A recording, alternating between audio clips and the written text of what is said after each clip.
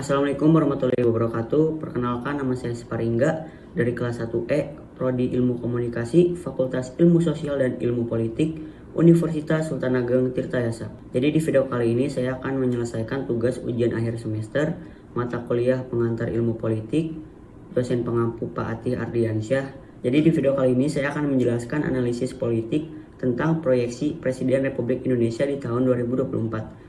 Mungkin tanpa berlama-lama langsung aja kita ke materinya.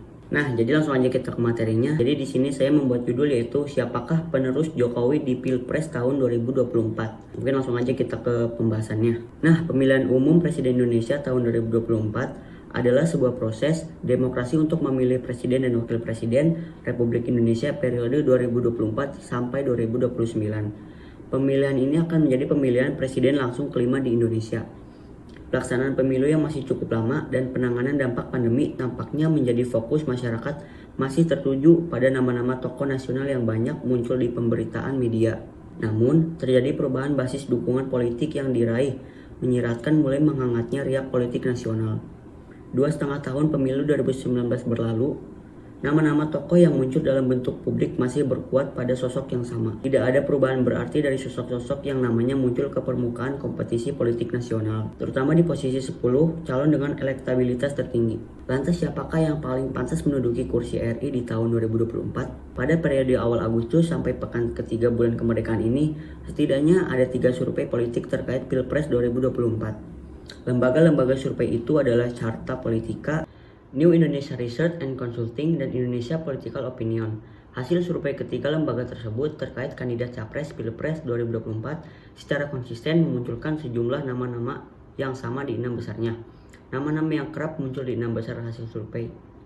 Nama-nama yang kerap muncul di 6 besar hasil survei antara lain ada Nama-nama yang kerap muncul di 6 besar hasil survei antara lain Ganjar Pranowo, Gubernur Jawa Tengah, Prabowo Subianto, Menteri Pertahanan, Anies Baswedan, Gubernur DKI Jakarta, Ridwan Kamil, Gubernur Jawa Barat, Sandiaga Uno, Menteri Pariwisata dan Ekonomi Kreatif, dan Agus Harimurti Yudhoyono atau AHY, Ketua Umum Partai Demokrat.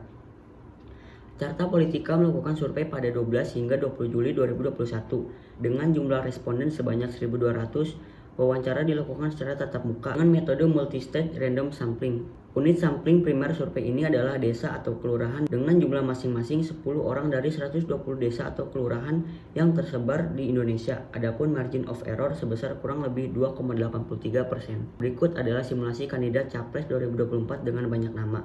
Yang pertama ada Ganjar Pranowo 16,2%.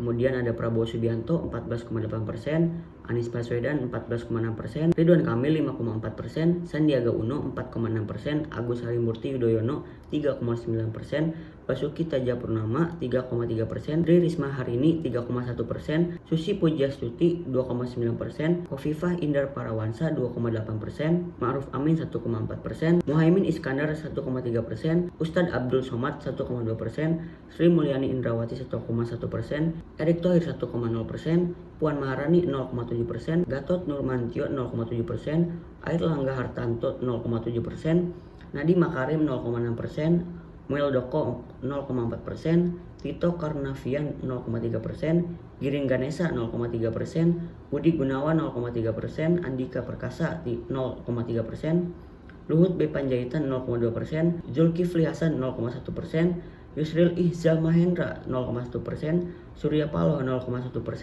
Suharso Monoarfa 0,1%, Usman Sabta Odang 0,1%, M. Anies Mata 0,1%, Haritano Sudibjo 0,1%, Bima Arya Sugiarto 0,1%, Bambang Susatyo 0,1%, Ahmad Syahiku 0,1%. Kemudian ada simulasi kandidat Capres dengan 10 nama tokoh. Nah, yang pertama ada Ganjar Pranowo 20,6%, Anies Baswedan 17,8%, Prabowo Subianto 17,5%, Sandiaga Uno 7,7%, Ridwan Kamil 7,2%, Agus Harimurti Yudhoyono 4,2%, Tri Risma Harini 3,6%, Erick Thohir 1,8%, Puan Maharani 1,4%, Airlangga Hartarto 1,0%. Nah, kemudian ada simulasi kandidat Capres 2024 dengan nama 5 tokoh. Nah, yang pertama ada Ganjar Pranowo 23,3%, Anies Baswedan 19,8%, Prabowo Subianto 19,6%, Sandiaga Uno 8,4%, Ridwan Kamil 8,2%. Nah, kemudian Populi Center merilis hasil survei terkait elektabilitas tokoh yang dianggap layak jadi calon presiden pada 2024.